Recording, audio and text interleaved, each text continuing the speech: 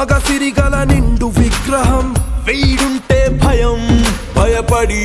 పారిపోతుంది దూరం దూరం చూపే కాంతి నక్షత్రం శరణార్థుల పాలనే సూత్రం భుజబలమే తోడైన బుద్ధి బలంతో అందుకుంటాడు నీరాజనం